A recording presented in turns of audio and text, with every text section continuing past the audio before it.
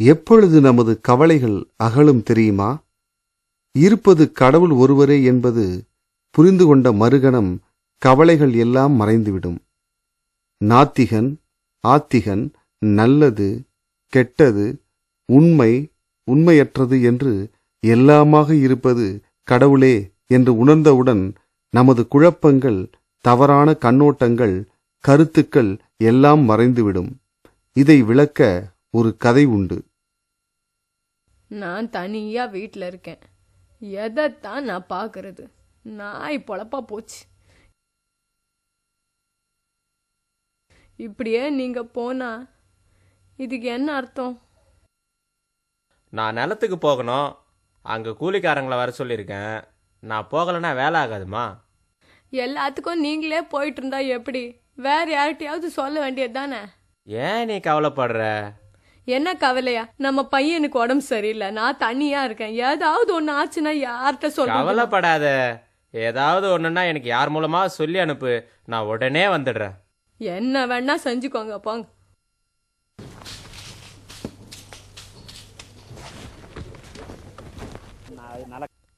அண்ணா ராமலிங்க அண்ணா, அண்ணா ராமலிங்க அண்ணா,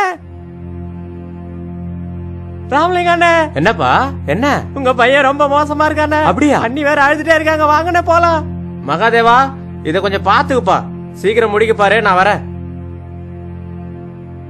போயிட்டானே, நான் என்ன பண்ணுவேன்? என் கூட யாரு இருப்பா இனிமேல? ஏண்டா எங்களை விட்டு போயிட்டேன்?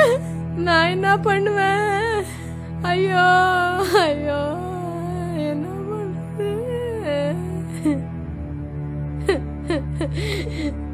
வந்துட்டீங்களா?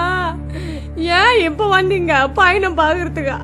பாங்க பாங்க, நிலத்துல போய் வாழ் பாருங்க. இங்க ஏன் வந்தீங்க? ஐயோ ஐயோ, நான் என்ன பண்ணுவேன்?